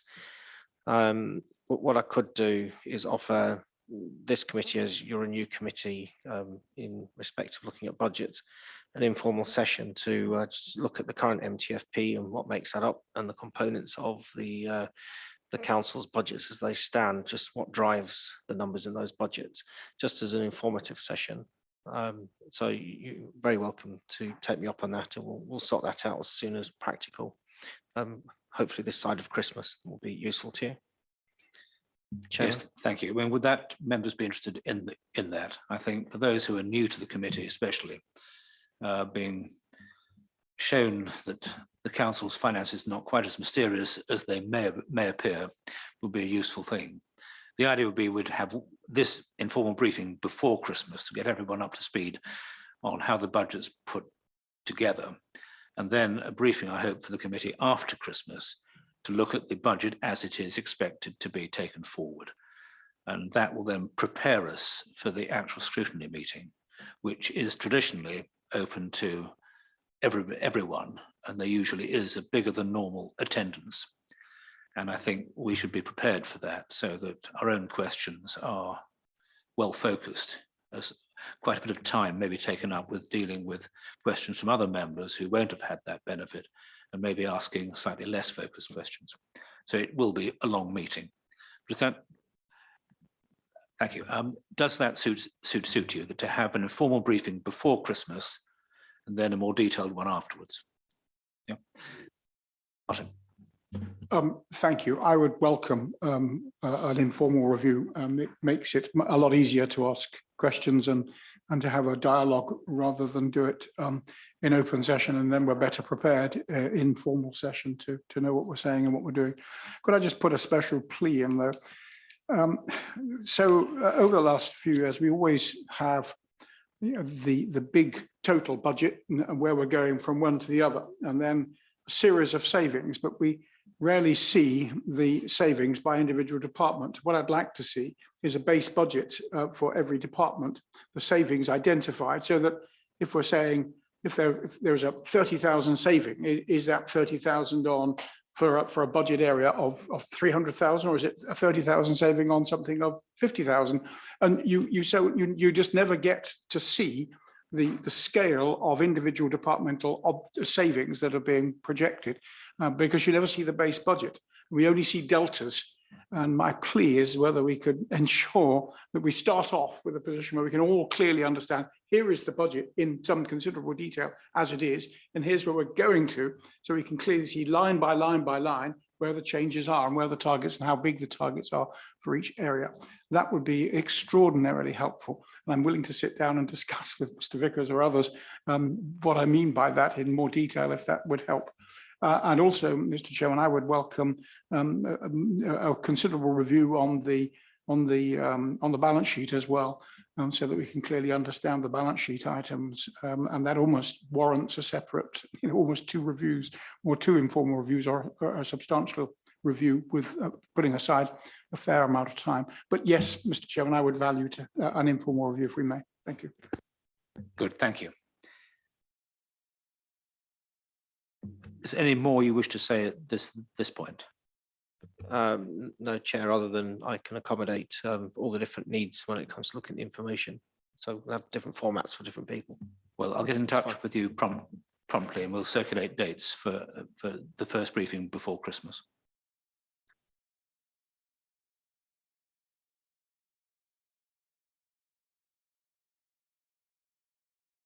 Microphone, Mr. Chairman. Well, yes, it is on. I was away from it. Item 11, the CIL governance and expenditure, and the Principal Planning Officer for Policy, Marissa Nash, will lead. Marissa. Good evening, members. This report has been produced at the request of the former ONS committee, the Value for Money committee. The report provides an overview on CIL governance, expenditure, monitoring. And it should be noted that there's currently an ongoing bidding cycle in relation to the approved governance arrangements. We ask that members note the comments of this report and make any observations, and we'd welcome any questions. Thank you. I better declare an interest here, as I'm a member of the advisory board. As I said to the Vice Chairman beforehand, I'm obviously biased. I'll just tell you from the insider's point of view, it was taken very seriously, went into such detail that one meeting was not sufficient. We actually had to have 3. And the plans for next year are to do 1 meeting with 2 reserve dates added on. But it would be very interesting to hear people who have not been directly involved, what they have thought of the process so far. Mr. Hegan. Thank you. I found this report very interesting, and it was I who asked for the executive paper from April to be added, because we are the custodians of large sums of money, and we have a clear duty to see that spent proportionately. I think my only observation is that when we look at planning matters, the key repetitive themes of the pressure that's created by development is in infrastructure like the roads and medical facilities and schools. And there is a disconnect between our ability to deliver those sorts of measures. But I just wonder if we can be doing more to invite bids that are going to deliver those sorts of facilities. Marissa. Thank you, Chair. So when we set up the CIL, it was envisaged that Surrey County Council, who are in charge of highways and education, would be one of our main bidders. And we've also had many discussions with the healthcare professionals about how they can get involved with this process. Ultimately, thus far, we have not had great engagement from Surrey in terms of them setting bids. One of the projects funded last year was a Surrey bid, but it was in relation to a footpath project rather than a road highway project. We're aware that our colleagues at Surrey are struggling with resources at the moment, and we have had many discussions with them this year about projects, and it may be that some of the, once officers have validated this year's bids, it may be that some of those bids do address some issues, but ultimately we can only look at what's presented to us, and if project infrastructure deliverers aren't willing to submit a bid, it's not available for us to consider. But we would appreciate if councillors are able to put pressure on the relevant organisations to engage with this process. Thank you. I think that is the key point, that we consider the bids put in front of us, and if people who could have valid bids do not choose to exercise their right to make bids, the board simply has to allocate money to those who have asked for it. Thank you, Mr. Chairman. Yes, I understand that. And you can only consider that which is put in front of you. But at the same time, the whole SIL process is replacing other processes where, particularly with large housing developments, there are almost inevitably requests from the county council for additional road capacity, for additional schools, and to a much lesser extent in the past, we've seen requests for medical facilities. And we don't see any of that here. And the concern, therefore, is that a considerable part of what should be money for those projects to better enable children to be educated and better roads to be built is missing, and that's quite a concern. I think I understand the point that you can only consider what's put in front of us, but it does seem to be that that's an area which is sadly lacking. The other concern that I've heard from some people is that, oh, it's no good us putting a bid in because we haven't got any development in our village, and therefore anything we put in we won't get because there's no housing. Extra housing which has taken place in our area. So could you just comment on whether that's true or not, and whether they should be encouraged to put in their bids come what may? I know Councillor Follows wants to comment, but can I ask you, Marissa, first, am I right that there's no doubt that Surrey County Council and political commissioning groups are fully aware of the SILS scheme? Yes, so the authorities that we've mentioned are fully aware of the SIL and the process that we've set up to spend the SIL. I would say that the other comment we have had from those larger infrastructure providers are that the type of projects they are implementing take longer to plan for. So we've only had one bidding cycle so far, and the second is ongoing.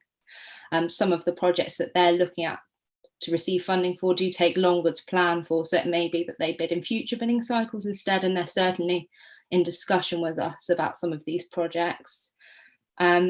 In relation to the question about whether SIL funding can be given to those areas without development, we do have some requirements as per the regulations on how we spend SIL, and one of those is that infrastructure must be provided to support development. Naturally, that does mean that a level of growth is expected, but it may be that an infrastructure project can be justified as supporting development, even if there isn't houses in an area. For example, if that town is used as a through road to access some of those areas that are receiving development, I think it's all about the justification rather than the literal thinking that no houses means no need to support development. Thank you for that. Councillor. Thank you, Chair. Just to add a tiny bit of insight in my county councillor's hat, whenever I've been talking to Surrey Highways in regards to applications about SIL, and just to confirm, they obviously are completely aware of it. We've had presentations from Surrey about how they would like to bid for SIL. The notes I'm always given from Highways is that planning a SIL bid and putting that sort of bid in requires time and technical expertise, to which they are not allocated by the Highways Department to go and do. So they don't then put in a SIL bid because they haven't had the expertise or the money to put in a bid. So we end up with nothing coming in, which is what we're seeing at committee, practically nothing coming in. So I think at some point there needs to be a conversation with Surrey in particular about how we assist them putting in bids for items that we all know need to be done, particularly in terms of road infrastructure. I would bet that it's similar in other aspects of county provision as well, but it's something I think requires a wider conversation between us and Surrey to see what we can do about it. Thank you. Councillor Martin. Yes, Mr. Chairman, thank you for that clarification from the leader. Transportation development control, of course, is an important area in the county. And one of the problems that we had with the prior position was that transportation development control would discuss with developers putting in highway schemes, which were then spectacularly unsuited to what we needed. And the Brighton Road junction is a jolly good example of that, where we have what was a difficult junction replaced by an impossible junction, and the traffic guys, the highway guys, were never involved because TDC were doing it also. There were terrible problems before, and it really is, the county does need to get that sorted. And we do need to see some applications, it seems to me, because it's a serious thing if we don't see that. And the projects which I look through are lovely projects to have, but it doesn't deal with the guts of infrastructure, of roads, highways and schools, which we ought to be seeing. Thank you. It may be that the county clearly will be operating on quite a long timetable to get a bid in, but it should proceed with that and just basically put it in at the next available cycle and just hope there's enough money there to make it work. Assume. But the issue primarily is they're not actually drafting the bids at all. And the other response I was given from highways officers is that because they have a rather curious thing called capital maintenance, which is effectively what we would call revenue maintenance for highways, there is a reluctance to put in bids for which they know that once the capital has been expended and the project exists, that they will not have the revenue to maintain going forward. And it feeds into the general reluctance to put in bids. So I think there's a wider, more structural issue that impacts everybody if we want to see more roads, doctors and schools. So we need to have that conversation, I think. I think most of the mileage has to be undertaken by Surrey, to use an awful pun, as they seem to have most of the problems. Mr. Mills. I was just going to flag that it is within this committee's power. Don't just have to make recommendations to Waverley. You could also make a recommendation to the County Council or the CCG about engaging more with the process if you wished. Thank you. Councillor Neil and Councillor Blishan. Thank you, Chair. I was just wondering whether we could have a little bit more visibility on some of these bids that have been turned down, on the reason. I notice in particular the two SCC ones on the two library refurbishments. The comments there don't give much clarity as to why they failed. Maybe we could have a bit more visibility on these things. Thank you. Thank you. Councillor Blishan. Thank you. I'm aware, as I'm sure other councillors are, of a growing expertise at sill dodging. It's not just big developers, it's small developers as well. And something else we've got to keep a really close eye on is self-builds. We'll have to make sure that there are actually people living in them, because even in my own ward, I know there's a couple of self-builds that nobody's living at the moment. I think there's a 6-month gap, then they've got to produce documentation. So we must make sure we follow things like that up, because we're losing lots and lots of sill money by people carefully dodging it. There's an absolute classic, a bungalow, 3 extensions, all separate applications, all under the sill value. So they didn't have to pay any sill at all. Very clever, but we lost a lot of money on that one, and I'm sure it's not alone. Thank you. Thank you for that. We're more concerned, I think, now with how we spend it, but then certainly we have to get it before we can spend it. So I hope your comments are taken up by, I imagine, enforcement. I think in terms of extra detail, a report was produced. I can't remember how much detail it went into why certain bids were refused, and I doubt that it would, because it's often a question of just balancing competing issues and deciding which had the biggest attractions. I couldn't tell you at this range of time why those ones were, and I'm not sure I'd have to get advice whether I would be allowed to as well. Councillor Davidson. Thank you, Chair. Probably showing my lack of understanding of the civil process. What I read is that there is a criteria. Would it be possible to share that criteria? Because that might well answer some of the questions behind Councillor Neil's issue which he raised. Marissa, I mean, is there any reason why the guidance to the board should not be made widely available? Certainly the scoring criteria of which each bid is assessed against is publicly available. It's on our website, and we encourage applicants to carefully read that when making their bid, because often what we have found are the better bids are the bids that have really paid attention to the criteria. And sometimes there are good projects, but they are poor bids. And certainly this year's bidding cycle has shown that people have paid more attention to that as part of their bid. Yes, if you go onto the website and pretend to be a SIL bidder, you can download an entire suite of useful documents. Thank you. That sort of showed my ignorance quite nicely. I think it's gradually becoming more and more publicly known, which is a good thing. Martin. Mr. Chairman, in light of Mr. Mills' comments, I wonder whether we perhaps as a committee and ask you, the chairman, or officers to prepare an email to go to the county council regarding how they intend to apply for SIL in the future. I don't know whether it might be worth asking even that a senior officer from the county council and or the portfolio holder, the relevant portfolio holder, should come and appear before us as to just where they think that they're going with applications for SIL. It is a curiosity, of course, that the county council has no money at all if coming to them for SIL, for the deployment thereof. All the money comes to the boroughs and the parishes, which is a curious thing when you look at the infrastructure that the county is responsible for. But I do think it's an important area that we should explore further. And of course, I guess we may urge the leader to take it up with the Surrey leaders as a subject for consideration as well. I think perhaps we should. I would propose that we do follow that up a little more fully, because I think it's an important area. The money is going to become huge. I mean, over time, as the things build up, it's going to be very considerable. Actually, if you look at the parishes and the towns, I mean, the money they're going to get is also very considerable. And I think it's a very important thing for the future that we should keep our eye upon. Thank you. Yes, I think the one thing it'd be quite useful to have from colleagues with a county hat on is who would be the most appropriate person to direct such a communication to. Katie Stewart, I believe, would be the appropriate Director of Infrastructure at Surrey County Council, alongside Councillor Matt Furness, who's the portfolio holder for that.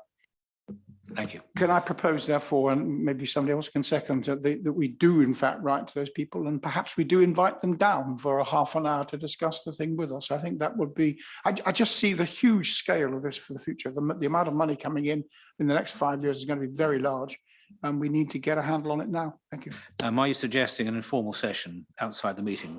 I don't mind whether it's an informal or a formal session, but I think it might be helpful. Councillor Hess. Thank you, Chair. Can I ask Marissa, of the criteria, am I right thinking that match funding is one of the criteria and also community engagement is another? When I get your response, I might have a follow-up to that. Thank you.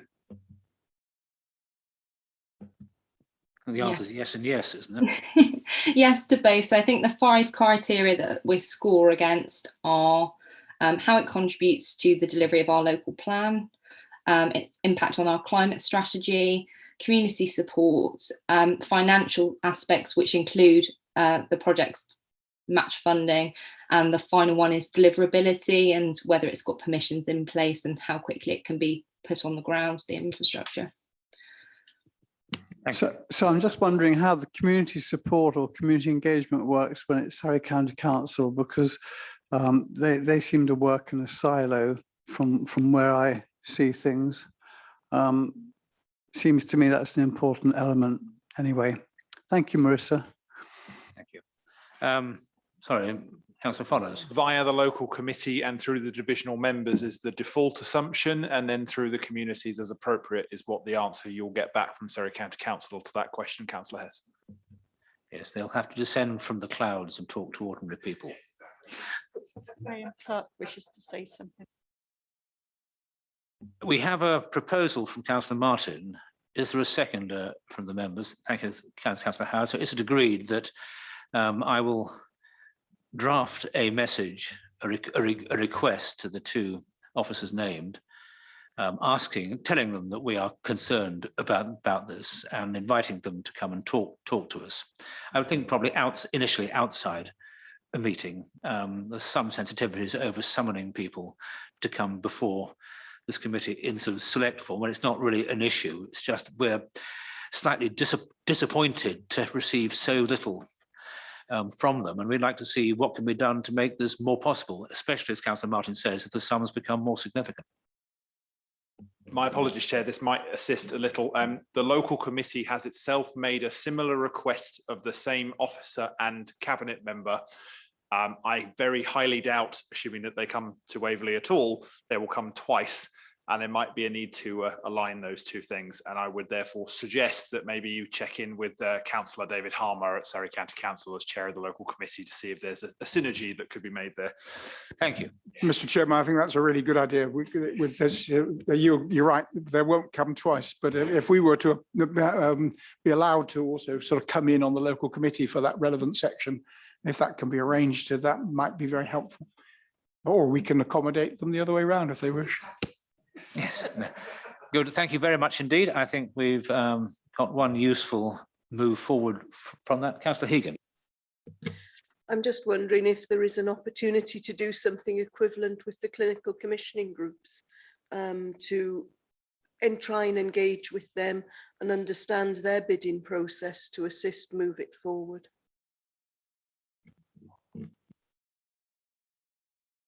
That would be Surrey Heartlands, I guess, as you're proposing. Well, yes, but the biggest is Surrey Heartlands, and that would be the one that covers our area, although not Farnham, actually. No, you're right.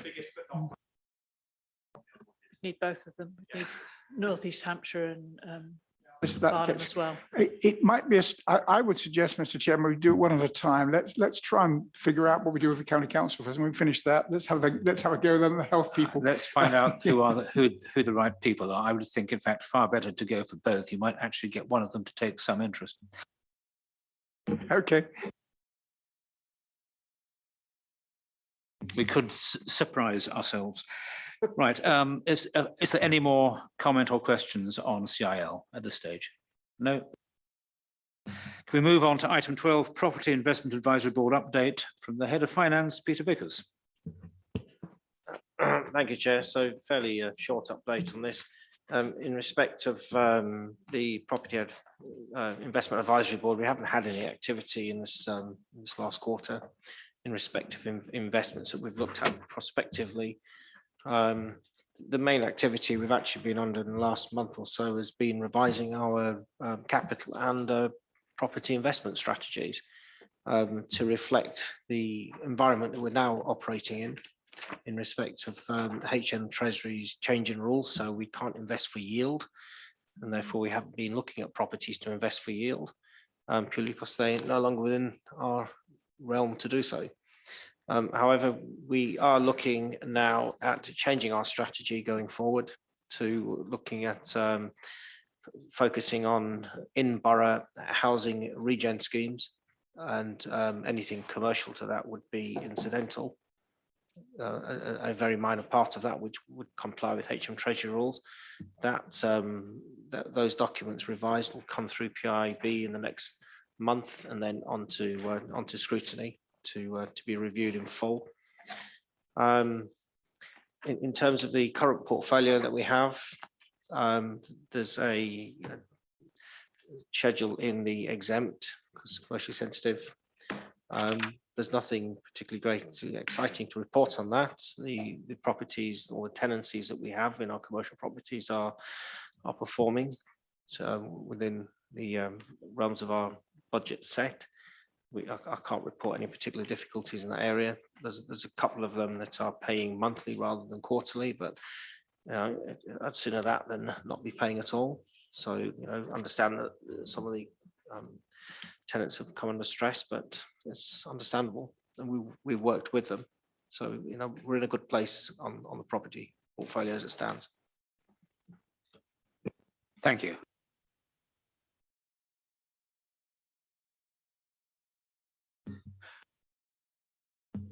Could you hear that? No, I'm going to say, I think there's questions we could ask on the exempt annex when we go into exempt, but on the basis of what Mr. Vickers has said so far, would anyone like to ask any questions or make any comments?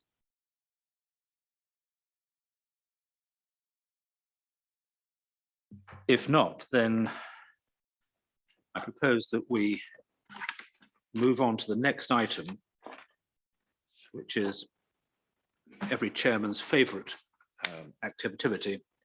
Item 13, exclusion of press and public.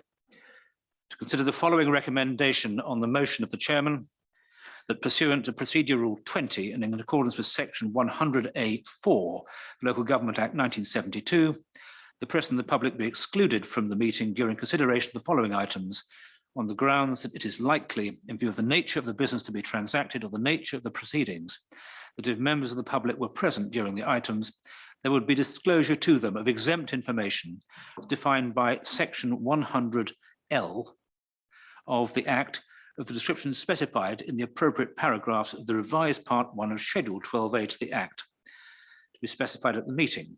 The officers care to elaborate on that, or can we take it that this is simply to do with commercial property matters and therefore normally exempt? Is the meeting content to approve that recommendation? Thank you. We turn off the live stream. For anybody watching